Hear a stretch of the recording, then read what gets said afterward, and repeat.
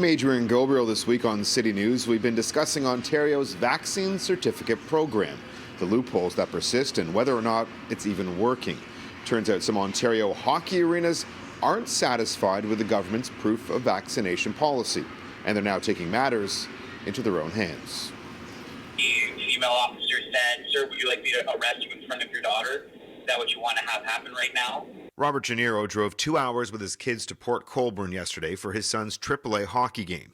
He had no idea that last month the arena had decided they were going to only accept Ontario's newer QR-coded vaccine certificates. When we got to the door, they said that they had a mandatory QR code policy, and I said, well, I don't have that. I have my double vax receipts as well as my ID, which is what I've been using everywhere. Gennaro, who spoke with us over the phone, tells City News he didn't have his health card, so he couldn't download the QR code certificate. All he had on him was Ontario's older proof of vaccination PDF that doesn't have the barcode. Things escalated from there. He goes, "Sir, I'm going to have to call the police." I said, well, you're going to have to call the police because I'm going in to watch my son play. I have my proof. I'm not doing anything wrong. I go, you require people to be double vaxxed, and I am double vaxxed. The Ford government has been reluctant to phase out the old proof of vaccination PDFs, which don't include the QR code, even though experts say the new QR code version is much tougher to counterfeit.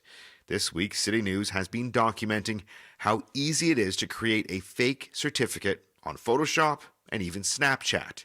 That's led to viewers like Lenny Bickford to reach out to City News on social media saying, "I know of 10 parents on 3 different minor hockey teams that use fake PDFs to gain access to arenas all over the place."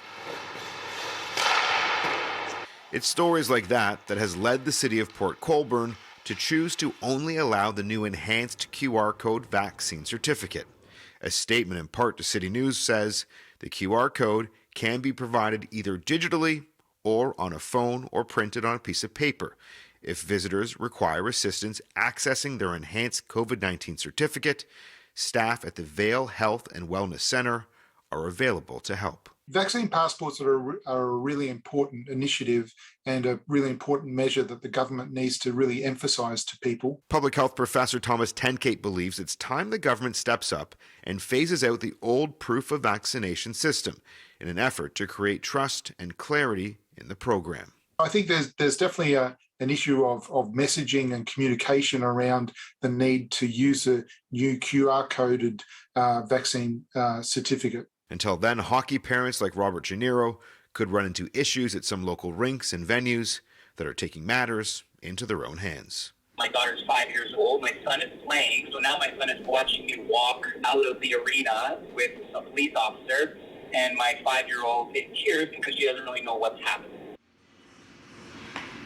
Those officers told Gennaro that the rink has the right to enforce any public health rule they like, including refusing to accept the older vaccine certificates. The father of 2 believes until the provincial government has said otherwise, both should be accepted as proof of vaccination.